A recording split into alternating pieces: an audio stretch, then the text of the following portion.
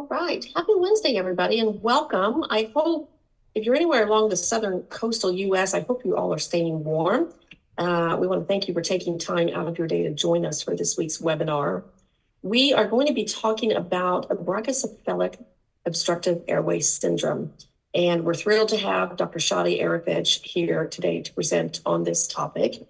Dr. Arifej graduated from the State University of New York at Binghamton, where he received his Bachelor of Science degree in biology, 2001, magna cum laude, and then attended Cornell University, where he received his Doctor of Veterinary Medicine degree in 2006. And after completing his studies at Cornell, Dr. Arifej participated in an intense one-year small animal medicine and surgery rotating internship at Angel Animal Medical Center in Boston in 2007, and followed by two rigorous one-year small animal surgical internships at Long Island Veterinary Specialists in Plainview, New York. He achieved his board certification in small animal surgery by completing a 3-year surgery residency at LIBS in 2012, Long Island, and subsequently became diplomat for the American College of Veterinary Surgeons. Transplanted to Las Vegas in Nevada in 2016, where he became staff surgeon at Las Vegas Veterinary Specialty Center. In 2018, he joined True Care for Pets in Los Angeles, California as chief of specialty, where he was instrumental in morphing the after-hours and weekend emergency hospital into a successful 24/7 emergency and multi-specialty veterinary hospital. In 2020, he changed gears in his already illustrious career, finding a novel and state-of-the-art means of reaching concerned pet owners and their ill pets worldwide with Vet Triage. He currently serves as their chief medical officer, and he has been published in scientific and medical journals and enjoys lecturing to a variety of audiences. So without further ado, please join me today as we welcome Dr. Shadi Arifej.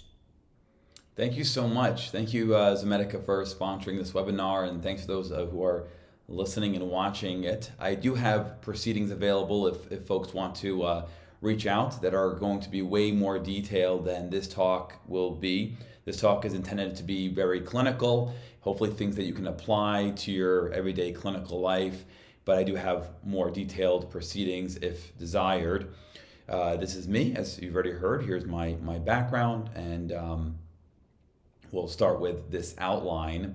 So this condition, of course, is quite complex, and there's many studies on it, but we're going to try and focus on the salient points. We'll try to define the condition, talk about the pathophysiology, see how this condition relates to gastrointestinal disease with affected dogs, common clinical signs, and then a variety of diagnostics as well as surgical discussions, following by post-operative monitoring, complications, outcomes, prognostic factors, and then some key points that you can take away from this talk. And then, of course, any questions anybody has. So this is a multifactorial, multi-stage condition in dogs, and it's been redefined over the years. But as we continue to explore this condition, we are adding more and more components to the syndrome, unfortunately.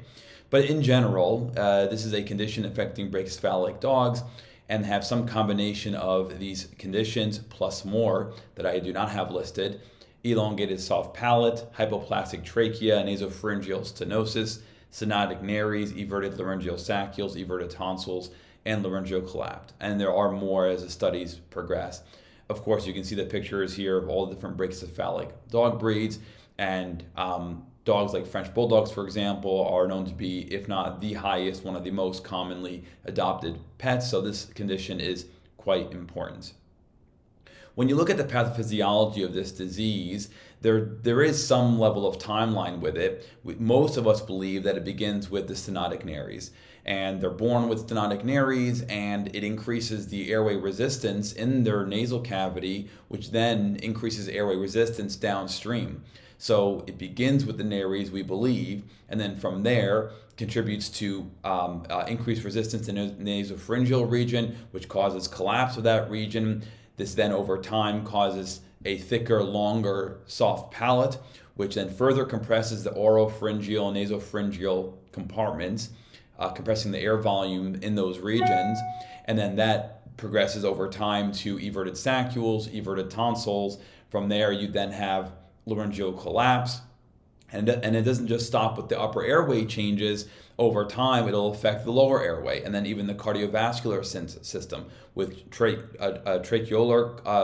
collapse, bronchiolar collapse, cor pulmonale, even cardiac disease, cardiac failure, and then of course we all know about pulmonary hypertension and bronchopneumonia.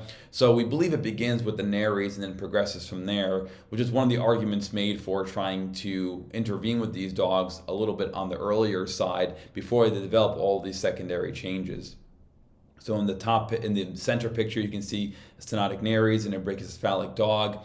On the drawing of the dog there, you can see how the palate, as it gets longer and thicker, can affect the laryngeal area there. And then you have a variety here of laryngeal views that looks at different stages of collapsing, the collapsing larynx, which we'll go over in more detail here shortly. But we believe there's a story to these dogs' syndrome. So the CT scan there with A and B, it shows you comparison between a normal dog skull and of course a severely brachycephalic dog, where the entire nasal cavity, nasopharyngeal region is compressed. They have abnormal turbinates, and that's what the scoping picture is below the CAT scan. It shows you caudal aberrant turbinate abnormalities. That's the CAT there. And so as part of their physiology, pathophysiology, their turbinates are not normal either. This is, of course, best seen on scoping or on CT scans, so a lot of clinicians aren't thinking about abnormal turbinates because it's difficult to diagnose any other way than having advanced imaging or scoping available. But this is just to show you that beneath the surface, there are many abnormalities affecting these dogs. And then in the radiograph there, you can see how the trachea is fairly narrow. The stenotic trachea, the hypoplastic trachea, is present in some of these dogs, especially the English bulldogs. They're the poster child for this abnormality. But you can see how the trachea is narrowed as it's going from through the thoracic inlet into the thoracic cavity. So there is an association, and most clinicians know that there's an association between gastrointestinal disease and upper airway disease in brachycephalics. We know that brachycephalics have a larger esophageal hiatus as the esophagus travels through the diaphragm, and that enlarged hiatus allows for reflux, regurgitation, the risk of sliding hiatal hernias, and then of course we all know about bronchopneumonia as being a concern, especially with aspiration pneumonia.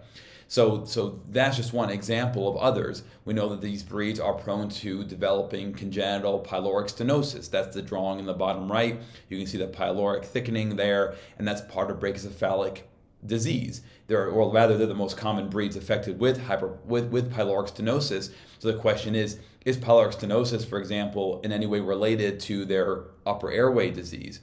The sliding hiatal hernias, is that simply because they have larger esophageal hiatus, or is it because of the increased airway resistance, airway pressure that's contributing to the hernia formation in these dogs?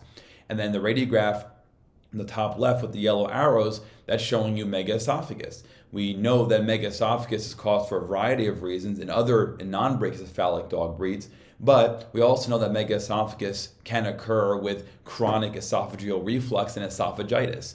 So is that something that we have to think about with these dogs? And then the top right radiograph, you can see gastric distension of the stomach. So again, is there a motility issue with these dogs? Is that because they are chronically aerophagic because of their upper airway breathing patterns? Is the hiatal hernia, sliding hiatal hernia, a factor with gastric distension with air? And then the center picture is an example of how a sliding hiatal hernia can contribute to esophageal reflux, esophagitis, regurgitation. So gastrointestinal disease, if you really probe the history on these dogs, you'll find some clinical signs in their past that is related to GI disease. And if you're trying to work up this patient for brachycephalic airway syndrome, you want to dive into that history and see whether or not GI disease is something that needs further investigation with diagnostics or even intervention with medication, with medical therapy. And we'll go over that in more detail later on as well. We're all familiar with clinical signs of brachycephalic airway syndrome. They're loud, they're snoring, some come in just asymptomatic, others are coming in with severe life-threatening respiratory distress, and everything in between. Radiographs are going to be one of your first diagnostics that you'll be performing. Skull radiographs there, I just show that to depict that you can see the soft palate in some of these dogs. This is of course not a brachycephalic dog in that skull radiograph, but if you look at the right above the endotracheal tube, you can see the palate there. And so you can see it that way. You wouldn't necessarily diagnose an elongated soft palate from radiographs. You're going to want a laryngeal exam for that, oral laryngeal exam. But you can assess that the palate may be going beyond the epiglottic tip. And so radiographs are there. Of course, we also showed previous CAT scans showing that the nasopharyngeal region is compressed. That also you'll not be able to see on radiographs. You won't be able to see all the detail that you can on CAT scan, but it's just to show you the point. The center radiograph there has the measurement of the thoracic inlet diameter as well compared to the tracheal diameter. And this ratio, which I have notes for if you're interested, we use the ratio to roughly estimate whether or not these dogs have a narrow trachea. And this is not the same thing as collapsing trachea, which is a dynamic process in dogs like Chihuahuas. This is a what we believe is to be a static narrowing of the trachea that they're born with the English Bulldog being the main dog affected. But you may want to know this ahead of time, and you're probably going to collect thoracic radiographs for these dogs as part of your workup because you are looking for things like hiatal hernia, megaesophagus, gastric bloat. Are we dealing with pneumonia, cardiomegaly? And so the thoracic measurement there can be considered, but a lot of us more experienced clinicians are going to eyeball the trachea and say, boy, that's a really narrow trachea, and that's sufficient concern to bring it up to the pet owner that this may contribute to the prognosis for these dogs. And then the final radiograph there of the thoracic cavity is to show you that the distribution typically of bronchopneumonia is cranioventral. So you'll see cranioventral oriented pulmonary infiltrates and air bronchograms typical of pneumonia.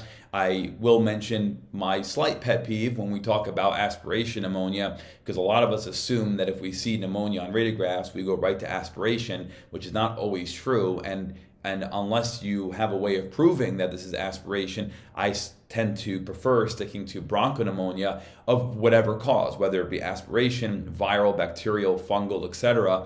So let's just keep in mind that not every single pneumonia situation is aspiration, including brachycephalics.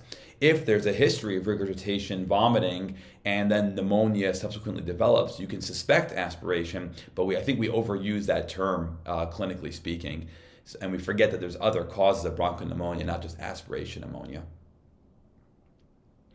Computer tomography, a lot of folks may not have this at their clinic. This is typically at tertiary centers, referral centers, but it's just to show the point that we do actually have a grading system for the abdominal nasal terminates, that I mentioned earlier in these dogs, 0 being normal and all the way to 4, which is severe.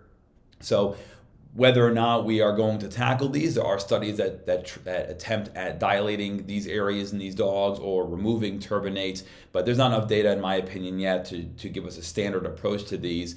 So other than referring these dogs to a specialist and the specialist being aware of this abnormality and then the pet owner desiring to pursue it with advanced imaging, beyond that, it's additional information for the pet owner and may or may not contribute to the prognosis depending on what future studies we have regarding this condition. Again, I just want to make you aware that there's other things that these dogs have beyond the typical handful that we usually talk about. Laryngoscopy is going to be standard for these dogs as part of your workup. Mild sedation, and you can look at the airway. You're going to assess the entire laryngeal region. You're going to look at tonsils. You're going to look at the function of the arytenoid cartilages. And then, of course, the elongated, or the soft palate rather, is it elongated? Is it long? Is it thick? Is it affecting these dogs? And so the laryngoscopy is the main diagnostic of choice. The stages that I mentioned here, stage 1 and stage 3, have to do with characterization of the severity of laryngeal collapse. We know that laryngeal collapse plays a fairly large role in the prognosis for these dogs. And we also know, typically over time, meaning as they get older and as the disease progresses, the laryngeal collapse these dogs may have can progress over time.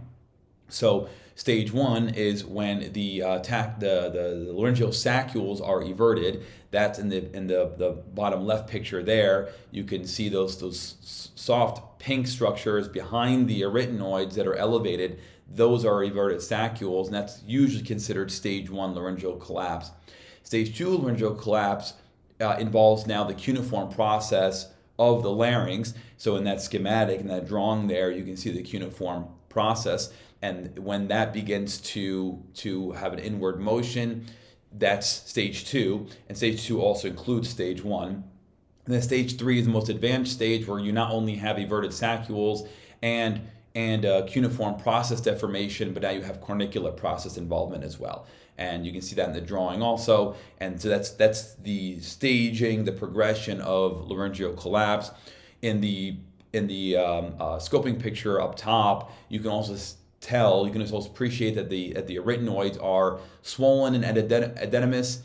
You'll see erythema, and that's because of the constant contacting. It's similar to laryngeal paralysis in large breed dogs, where the constant contacting of the processes is going to add to the inflammatory process, edema, swelling, and then worsen the laryngeal collapse. So whether or not we're going to be performing any surgical intervention regarding laryngeal collapse, the owner needs to know that this may affect the prognosis depending on if laryngeal collapse is present, and if it is present, how bad is it? Further advanced imaging, scoping, the radiograph there to the left, you can see the diffusely narrow trachea, and then to the right, you have a very busy thorax, a narrow trachea. But the way to really look at the intraluminal condition of the trachea and the bronchial tree is, of course, with scoping. And so if you do scope these dogs, if they have collapse or narrowing, you'll see that on the scoping. So again, you may not intervene surgically with diagnosing these conditions, but it adds to the discussion with the pet owner about prognosis. Before we dive into surgical intervention, we have to talk about medical management, because these dogs are going to show up to your clinic incidentally, just as a routine discussion before you spay or neuter them or perform a dental on them. Or maybe the owner is inquiring about snoring or loud breathing, or maybe chronic GI issues. But then, of course, they can come in collapsed, upper airway obstruction, fulminant pneumonia, all that stuff. And so medical management is going to be a part of the process, whether you're cutting these dogs or not. So we have to talk about it. This picture is just to remind you there are numerous ways of supplying oxygen therapy for these dogs.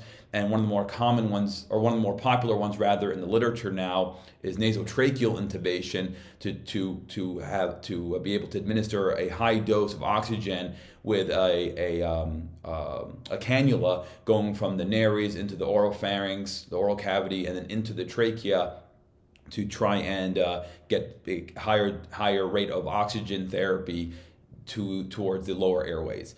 But these are all a variety of ways to supplement oxygen. Of course, they'll have their pros and cons, and it all depends on what you have at your facility.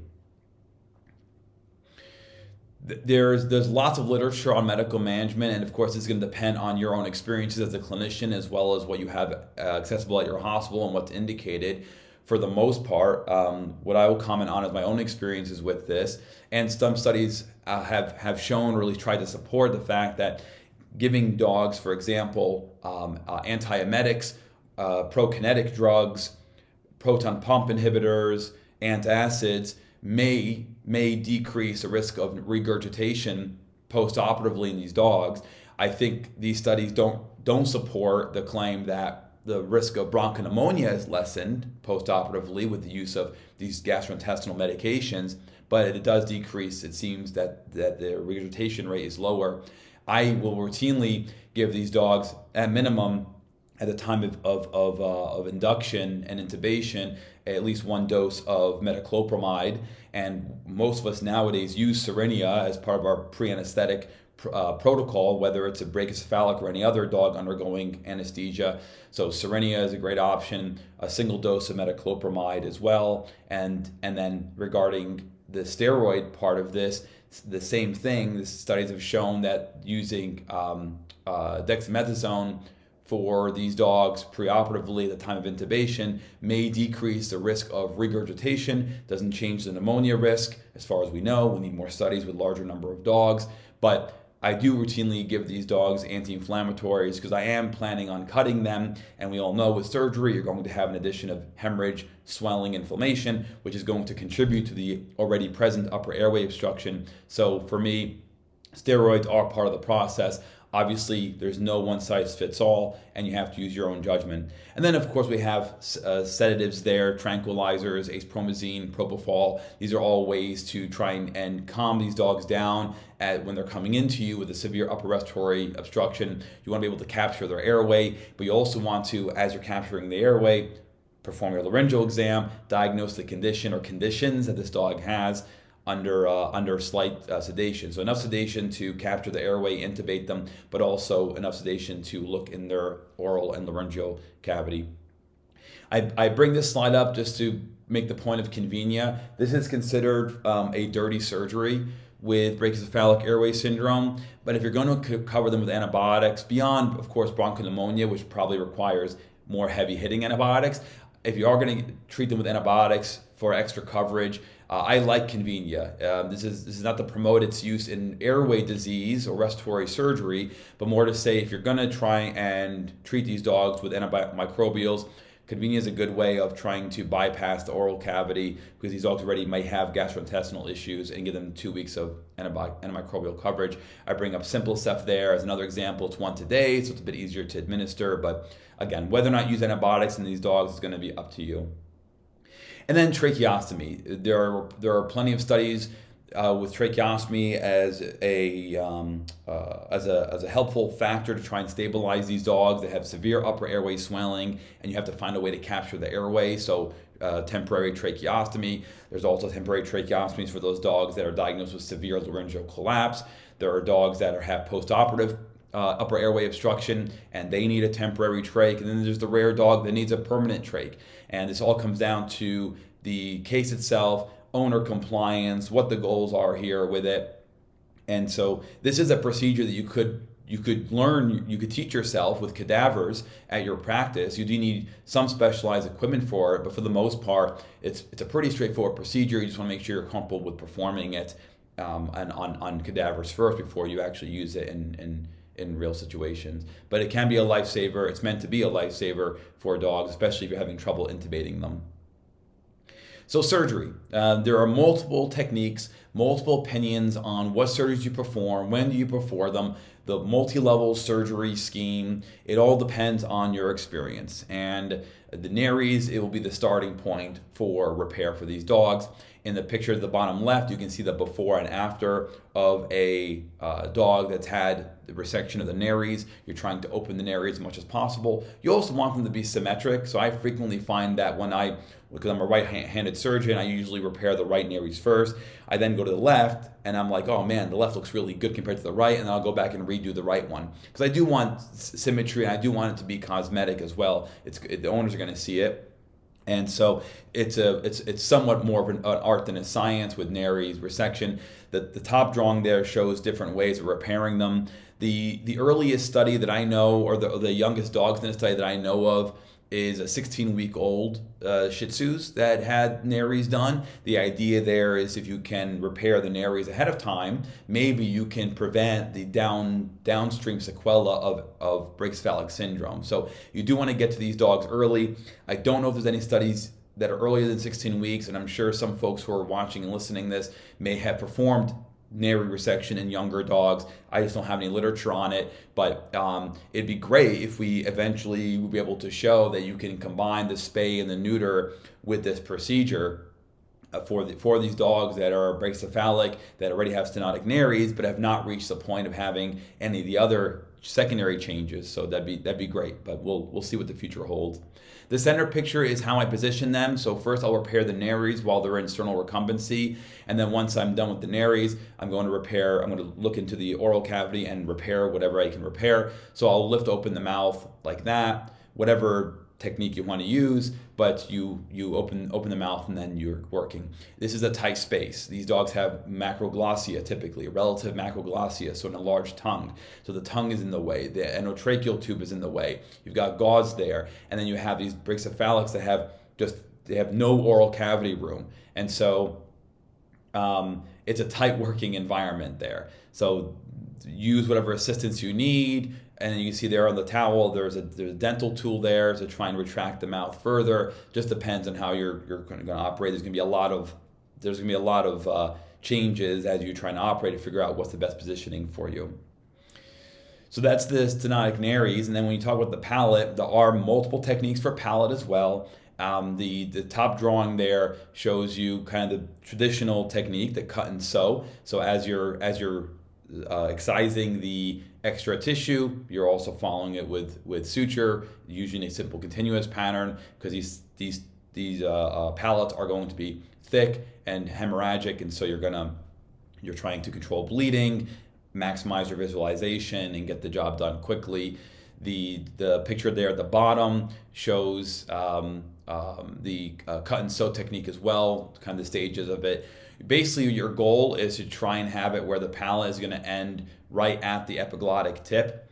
There's a couple points I want to make here. In fact, I'll go back to this slide. When you have that oral cavity open and you're trying to plan where you're going to make your cut for the palate, the maneuvering the tongue and having the endotracheal tube there, all that affects positioning of where the palate is. So you want to look at the palate in its most natural environment, meaning minimal to no manipulation of any of those structures. So ideally, you're trying to look at the palate where it normally sits and plan your cut with the mouth fairly closed, with the tongue in normal position. Maybe you even have to extubate them so that you don't have the endotracheal tube compressing the epiglottis and the tongue, which is altering the anatomy around the palate. So before I decide where I want to make my cut, I'm trying to figure out where this palate naturally sits on this dog, and then visualizing in my mind where I'm going to make that cut. Because the second you start to retract the tongue and you have got them intubated and the tube is pushing on the tongue, it's going to deform the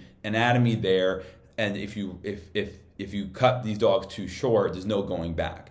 So I err on the side of having a slightly longer palate than shorter, because I can always cut more later if I need to, but I don't want to cut too short. But the goal is to have that palate be right at the tip of the epiglottis. And the top right picture there shows a ligature device. I love these devices. It gives you a long handle, and it's a bipolar vessel sealing device, so it cauterizes and cuts at the same time. It's really phenomenal. It's not for every single case, and I'm not even sure if they make them anymore, or if I know for a while they stopped selling them. But a device, whether it be CO2 laser or harmonic scalpel or a ligature device like you see there, it's great because you can cauterize while you cut the palate. But there are some palates that are just way too thick, and we all know those old bulldogs that have these insane palates that you have to just go traditional technique because these devices may not be able to cut all the way through. Now, regarding everted saccules, I've over the time strayed away from cutting these.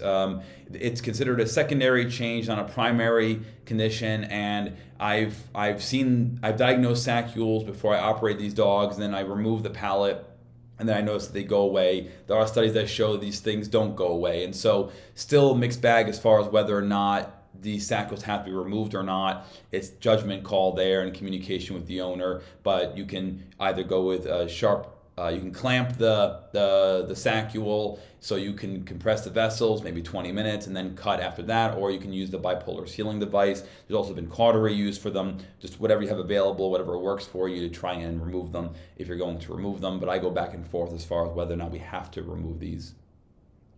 And then this picture is just to show some Hail Marys. These are for those dogs that you've fixed what's fixable and they're still having issues despite the repairs. So things like, for example, the hypoplastic trachea, on that radiograph there, you see a tracheal stent. Obviously, for those who place stents, they're placing stents for collapsing trachea in Chihuahuas and Pomeranians. But maybe there's a future where we have to use something like this for these dogs. I've seen this done in those dogs as a salvage procedure. There's nothing else you can repair and they're still struggling, and this is an attempt to try and enlarge the tracheal lumen. I'm not advocating for this, there's no studies on it, but if you have a decision to make between a dog that's dying and an owner that's willing to try everything beyond what you've already tried, maybe there's some idea there. The drawing there in the center is a picture we usually use for tiebacks for laryngeal paralysis surgery in dogs. And again, if they have really bad laryngeal collapse, is a tieback or maybe a tieback with an arytenoidectomy or just an arytenoidectomy, are these procedures something that we should consider for those dogs that have already had the works done and they're still suffering? And so maybe it is, maybe it isn't, but clear client communication about the novelty of these procedures, these interventions, is indicated if you're going to try and jump into them. Again, I'm not advocating for them. There's no studies that show for brachycephalics with airway syndrome that these surgeries are the way to go. I'm just explaining that if it's a decision between life and death and the owner is willing to go for it, understanding it, then maybe there is room for this. And again, I've seen this performed in dogs that are in that category. Monitoring is huge, and it's one of the things we struggle with probably the most outside of surgery with these dogs, because they may come to you in severe distress. And so we all are familiar with visual, auditory, and tactile ways of monitoring dogs. We have technicians, we have doctors who are going to listen to the chest, who are going to place pulse oximetry on them, check blood pressure, check gums, all that typical stuff. But that involves touching the patient, and then the patient's already high anxiety because they're struggling to breathe because of upper airway disease and other comorbidities. It's nice to have a device that you can monitor these pets without contacting the patient. If the patient is also needing constant intervention, you want to try and minimize that. And so contactless devices like the VetGuardian is awesome. And I have some videos I'll show in a bit here that I've used VetGuardian. Those examples will be for hemoabdomen, or for splenectomy, but regardless, the same idea remains, is that you want to have a device that can monitor the patient without having to constantly contact the patient and then adding to their distress. So a device like this measures all of these parameters. It's a continuous telediagnostic. It uploads the information to your device, and you can monitor multiple patients at the same time. The picture up above there, if you can see, there's multiple animals that are being monitored simultaneously, and this is all based on thermal cameras, which is the picture down below. It's thermography, and then the device translates those thermal heat patterns to all of these measurements. So it's a pretty cool way of minimizing contact with these pets. And I would advocate this type of diagnostic for any critical case, not just dogs with brachycephalic airway syndrome. Like I said, I've used it in a splenectomy before. Any GDV, any patient that's critical and you want to minimize contact, but you still want to monitor them, these are really good. They have benefits to both your staff, the pet, the client, and the practice will benefit. And I do believe that this is just the beginning of telediagnostics. We're going to see a lot of this in the future. So this is the device. Let me see here. Yeah, this is how you'd set it up in that picture there. So you're going to attach it to something, and then you can attach it to the cage or attach it to an IV pole, and then it'll send messages to the patient, or rather, it'll send thermal energy to the patient, and then it'll measure it in the device, and here's a close-up of what it looks like. The live video below is cool because you can switch between the patient and then the thermal imaging of the patient. So that's pretty neat. And then, like I said, up top you can see multiple patients, and any device can harbor this. So we'll see. I'll see if this is going to work. Let's see. There we go. Hey everybody, we are here with Bronco today. We're going to be performing a splenectomy surgery on our friend here. Hey buddy. We're a little bit sedate because we're getting ready for anesthesia now, but we're going to monitor our patient here using the VetGuardian device here. So there we go. Boom. So we're going to go through how we use this. We just set it up at the hospital here for the first time, and we'll monitor Bronco post-operatively. So here we are. We'll see you at the surgery. And there we are in surgery here. Let's see, yep, we're in surgery, just getting ready. And again, this is a splenectomy. This is not Brachycephalic airway syndrome. You can also see how I had the device set up for this dog. The dog's on a bottom cage. The newer versions of Vet Guardian actually have stronger hinges, which is cool because the device is not heavy, but it's nice to have a more secure hinge point. And so this is just us prepping for surgery. And then this is just showing you the spleen with the splenic mass there. This is not a hemoabdomen, and then finally here we have the Vet Guardian device here, and it's monitoring the patient. So this is the standard ECG equipment there, measuring blood pressure and what have you for this dog postoperatively, and here's just trying the positioning. I do not advocate putting this device in the cage. It is for the purpose of the video, but you don't want the animals ruining the device. It's expensive. Then dogs are gonna vomit, have diarrhea, and urinate in the cage, and so you don't want the device in there. I was just showing, and then there's the image here. There's Bronco there on the bottom right. You can see the thermal imagery, and then all the parameters being measured for this dog. So things like this are really going to be the future for monitoring patients. And vets already use telediagnostics. Anybody who's managing diabetics, for example, you can now measure blood glucose at home with a device that's attached to the patient. And this stuff is just the beginning of what we're able to do to monitor these pets. How many animals are there? And how much assistance we have? Otherwise, so because I've done them where patient post-operatively recovering nicely and resting, and then again, the device you're going to place outside the cage. This is just for the purpose of the video, and I wanted to show a close-up of everything.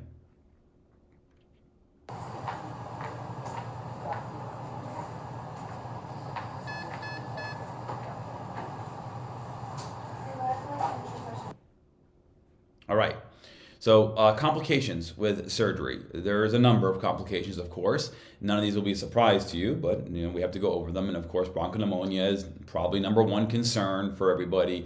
They can come into your clinic with bronchopneumonia. They can develop it post-operatively in the hospital, or they can develop it when they go home. And all of it is a serious issue with these dogs. I go back and forth about the use of prophylactic antibiotics. If they don't have any pneumonia, then you can make the argument of you don't need antibiotics. However, of course, if they do have pneumonia, you can use whatever antibiotic your experience entails. And then, of course, there's other therapies like oxygen and what have you. Then that gross picture there is showing severe laryngeal collapse, all the edema, the swelling. There's literally the cartilages are contacting each other, and so that's another complication. That's usually these pets are coming in with laryngeal collapse, but of course, if they are struggling post-operatively, it can worsen over time. And then the need for a tracheostomy is considered a complication. If you're not planning on a tracheostomy, but then all of a sudden after surgery, this patient is really struggling, you're having trouble capturing the airway, or you look in the laryngeal cavity and there's a severe swelling and inflammation. The only way to bypass it may be a tracheostomy. And so these are just some of the complications that we see. There are plenty of studies, by the way, that look at comparing different surgical techniques. So, whether you perform use a CO2 laser for the palate or a ligature device for the palate, and then when you combine palate with everted saccules and nares, so these studies can get quite complicated, and we don't have enough of them to look at what combination of surgeries, multi-level surgeries, result in whatever complications. And not just that, but what technique or techniques did you use for every single part of that multi-level surgery, and how that affect the outcome. So trying to standardize these studies is very, very difficult, because there's so many different parts of the syndrome, and there's so many different ways of repairing these issues. So these outcomes here are a general summary of the literature, and there are more studies you can add to this.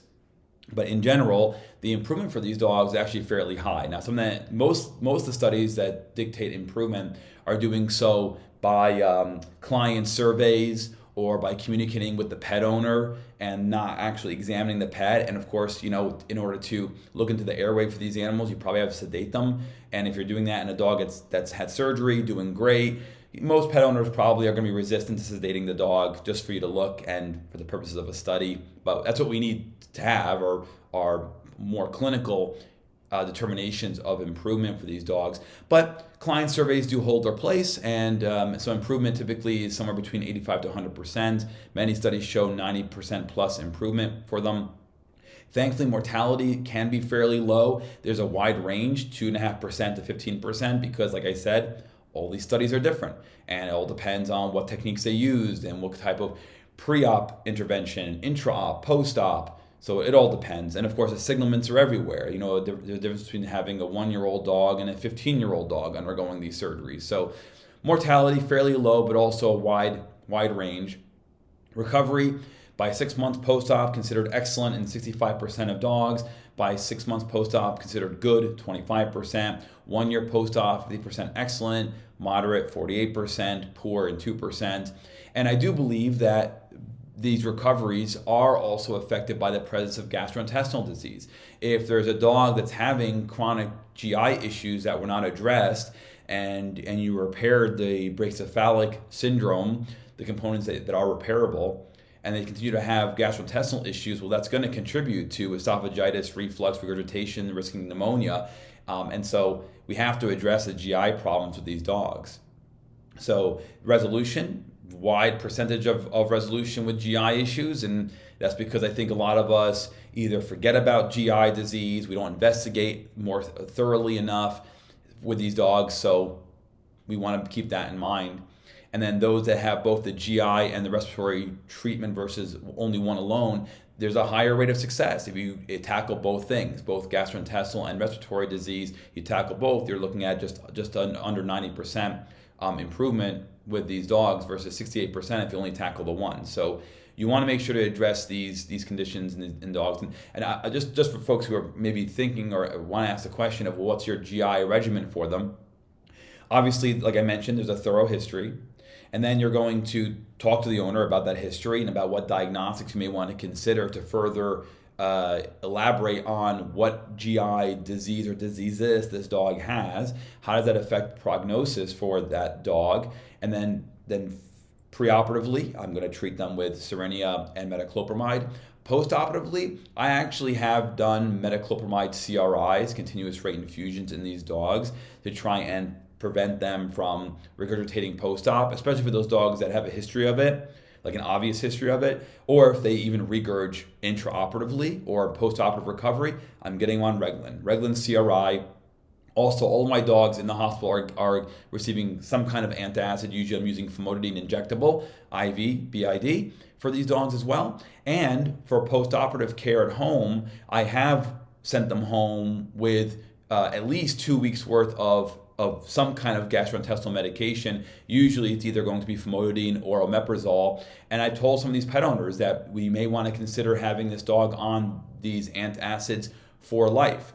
And if I do it long term, I do tend to think anecdotally that proton pump inhibitors like omeprazole tend to work a bit better than famotidine, but that's just my own experiences. It doesn't really matter. I do try a 2-week course of antacids post-operatively for these dogs, and then when I have the dog come in for a recheck, I ask the pet owner about the incidence of GI while they were home, and if they think that there was a dramatic improvement with the GI component to it, then I may keep them on it for months or even lifelong, depending on the pet owner and the situation. So I don't have the answer yet because we need more studies on GI issues with these animals, and I also have not mentioned in this talk about repairing the esophageal hiatus, the sliding hiatal hernias. Does pyloric stenosis repair improve these dogs post-op or not? I don't know. There's not data on it. And a lot of these pet owners, you diagnose them from thoracic radiographs, oral exam, and then you don't do any more investigation regarding the GI component, which maybe requires abdominal ultrasound, abdominal radiographs, fluoroscopy. So this can get pretty complex when you think about it, but that's the importance of diving into a deep history with that animal. If there's been no history of GI issues, as far as the owner can tell, then you may not have to be as aggressive with this stuff and only tackle the GI issues if it comes up during surgery or post-operatively. Prognostic factors, and again, there's many more than this, but we believe that early surgery is better. Perhaps when they're younger, it's better, which kind of makes sense. If they're older, they're prone to having other secondary conditions. However, more and more studies, I think, are advocating for younger dogs having a better prognosis. Some studies have shown the opposite. But I think more of us believe that younger intervention is better. And there is a causality there. For every 1 year increase in age, the risk of having complications goes up. Laryngeal collapse we talked about, hypoplastic trachea, the presence of pneumonia. These things obviously are going to worsen the prognosis. Any other concurrent airway pathology, the presence of GI disease. And we have more and more studies now coming out comparing traditional multi-level surgery with only repairing some of the attributes of these dogs, and whether or not traditional multi-level surgery worsens the prognosis or whether less is more, we will have to see. And because it's not just a simple of like, what are you repairing? It's also how are you repairing it? There's many different techniques. Key points I want to make here, some of which we've already addressed, some will be new. Client communication is key. When I talk to clients about this condition, I'm talking about the respiratory component, the GI component, and any other comorbidity that dog has. It's diabetic, it's got arthritis, it's got spondylosis, whatever, but client communication is key. They also have to understand that this condition is multifactorial. There's multiple components to it. So I actually divide this disease with pet owners, and I categorize them as repairable versus irreparable, meaning there are conditions, part of this syndrome, that I can fix. There are conditions I cannot fix, right? So we all know you can fix the nares, you can fix the palate, you can fix the tonsils if they're prominent, you can fix the saccules if they're everted. Those things I can repair. I can't really fix the laryngeal collapse, the hypoplastic trachea, the bronchiolar collapse. I can't perform surgery on these, and so the owner has to understand that you're going to fix what's fixable, but the non-fixable, the irreparable stuff is going to contribute to prognosis. That way, if things go downhill during or after surgery, the client's aware that the surgeon did what they could do for the fixable stuff, but that stuff that couldn't be fixed was severe enough to cause detriment to the patient. So they have to understand that. I think that's the way that you can take a fairly complicated discussion and break it down to, there are things I can fix, things I can't fix. I'm going to fix what's fixable. The things I can't fix, we hope over time will get better, but they may not. Keep in mind the gastrointestinal clinical signs. We've talked about that to a great degree. And then, of course, you're going to tailor the surgical repair to the case at hand. Not every dog that has brachycephalic requires the saccules removed or the palate messed with, right? It all depends on what the patient has to you. Don't think you have to do a one-size-fits-all, just like any other disease in veterinary medicine. You tailor it to what the patient needs and what the client is willing to dive into. So this is my contact information, all my social media handles, my email. That's a QR code to my company, Vet Triage, for those who want to learn more about that and partnership. Thank you so much to Zomedica for sponsoring this webinar. I hope you folks found it informative. And like I said, I do have more detailed proceedings. For those who are interested, feel free to reach out to Zomedica or to me, and I'm happy to share that information. Any questions anybody has, I'm happy to take. All right. Thanks so much, Dr. Shadi. We do see a couple of questions. I want to give the audience just a few minutes to type their questions in the Q&A box so we can get those answered live. And before we jump into questions, I will remind everybody that your CE certificate will be emailed to you within the next few days, so keep a lookout for that. If you do not see it, I would definitely check your junk or your spam folder. Sometimes they do tend to end up there, but should be coming out pretty quickly. And with that, let's get right into questions. The first one, what would be an adequate ratio tracheal diameter? Would it be the thoracic inlet distance? So I'll be honest with you, I don't measure them. And I put that in the talk just to make sure you're aware of it. And also in the proceedings, I do have the actual breakdown for what's considered normal and abnormal. I don't know it offhand. But they're comparing the ratios that are there are, in as far as I know, what I can recall, one study that established those measurements. I don't know if there's been more studies since then, but I do have those numbers in the proceedings. Great question. It's just a number that I don't have at the top of my head because I don't bother measuring it. If the trachea to me looks narrowed because I can't repair it, I can't do anything with that except for the experimental stent that I mentioned. I want to see the trachea. If it looks narrow, I'm going to warn the owner, look, I think it's a bit narrowed. It may or may not be a problem for this dog, and we can't do much to fix it, so just be aware of it. But those numbers are in the proceedings that I'm happy to share with you. Okay. Next question. Do you use metoclopramide and Cernia or just one of those? I use both. So The inclusion of Cerenia to pre-anesthetic protocols is insanely popular. It's being basically, I'm not gonna say it's standard, but so many people now use it for anything: TPLO, hemilaminectomy, whatever.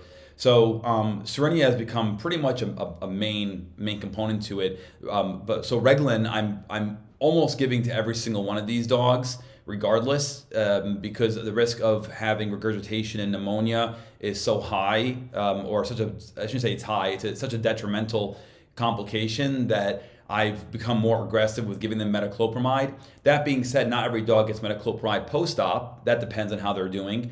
But for part of my induction protocol, I will give them a dose of metoclopramide. Another example of when to give metoclopramide at induction is, let's say you have no choice but to perform emergency brachycephalic surgery on this dog, and you take radiographs and you see they have a stomach full of food. Normally we would just fast the dog and then schedule surgery for another time, but this dog is dying and you have to intervene now. So if I see a stomach full of food, then I'm going to be giving metoclopramide as well to try and help with moving that food along to minimize the risk of regurgitation and pneumonia. That's what I've used for years for any emergency surgery that I see has food in the stomach. I'll use metoclopramide for that. Okay. I will say, if I could, go ahead. there was a study also that did show that if you have a protocol in your hospital, and again, I don't have a reason for this, but if you have a standard protocol in your hospital for brachycephalic airway syndrome for anesthesia, it tends to lower the complication rate versus having random protocols being thrown at these patients. So for whatever that's worth, if you see enough of these dogs, try to keep it standardized. That way you can see what works for you, what's not. We need more studies to verify that, obviously, but standardization of protocols may be a positive contributing factor to less complications post-op. I want to share a comment because it's going to lead right into a question about Nair's surgery. So we have one attendee who says, we breed Frenchies and they do nostrils at about 5 weeks. They remove them instead of the wedge resection. And even though this is anecdotal, but long-term outcomes of their retained females seems pretty good, especially compared to the general Papa Frenchies. They also focus on the phenotype of the Nairs, the neck diameter, and tail configuration. So with that, there is a question from another attendee. How early do you recommend Nair's surgery? Yeah, so I love that you're trying out techniques like that, because there's a lot of literature. I didn't mention a lot of the nasal surgeries you could consider. There's all different types of techniques for it. So it comes down to whatever studies come out, but of course your own personal experience. It'd be also great to get that data that you have intervening at 5 weeks of age and publishing it if you can, because we need studies. I really believe if we intervened with these dogs at the time of the spay and neuter or whatever early on, we're going to see less complications long term with them. So I'm a huge advocate of that. And then what was the question? Sorry, I want to comment on the comment, but what was the question again? Yeah, that's perfectly fine. So the question was, how early would you recommend Nair's surgery? Yeah, so I'm a bit biased because I'm a surgeon, and so when I get cases for brachycephalic airway syndrome, they're not young animals. They're coming in to me with respiratory distress and a whole bunch of problems. So I don't have a set minimum age in my experience that I've repaired these, because it's what they're coming to me with issues, and I know I'm diagnosing them as having these issues contributing to their clinical signs. So I would ask the audience, has anybody done these other than, of course, the Frenchie breeder? Has anyone else done these procedures in very young animals? I don't have a minimum, and I think that, like I mentioned, I think the youngest study I know of is 16 weeks of age, but there may be younger that I'm just missing, or those who have anecdotal evidence of it, but I don't know. I'd like to think I want my answer to be combine it with the spay or neuter. That's what I want the answer to be, but I don't know. I don't know if that's the appropriate thing to do or not. Although I suppose I'm assuming it's going to be, or it is, but. Okay. I don't know. Yeah. And we typically do spay and neuter.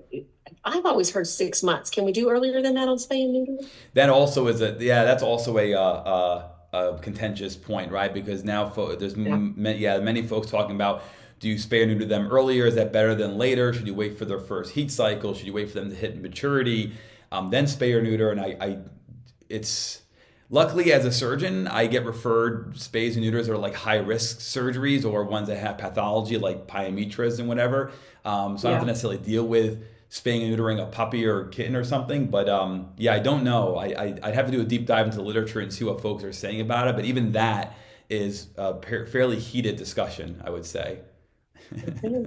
All right, we've got just a few more minutes, so if anybody wants to Sure. add to those comments or have some experience, we'd love to hear it. We've also got a few more minutes just for a couple extra questions if you want to try to get those in. So Yeah, there are plenty of general practitioners that have done these procedures, probably even at greater quantities than I have, because I tend to see a subset of them that their general practitioner doesn't perform these surgeries, or these animals are coming in the middle of the night with emergency upper airway obstruction, or it's got so many comorbidities that the GP doesn't feel comfortable. But there are plenty of GPs out there that I'm sure even are listening or hearing this, who have done a ton of these and have a pretty good success rate for them. So don't think that surgeons are the only ones that have this data. A lot of general practitioners perform these procedures, and it's a procedure that you can perform with adequate training, of course, and experience. But I'm sure there are plenty out there that see these dogs way before I ever will see them. So. okay, and we do have a comment. As a new graduate GP, this attendee says this talk was so helpful. Thank you for that. My pleasure. With great information today. With that, Dr. Shoddy, I don't see any additional questions that are coming through, so I do want to be respectful of your time and everybody's time today. So with that, I want to thank you for joining this week's webinar here at Zomedica. We look forward to seeing you again on next week's webinar or future webinars. So check those out at zomedica.com. And with that, I'll give everybody back their week. Stay warm, stay safe, and we'll see you again. Thanks for coming, everyone. Thank you.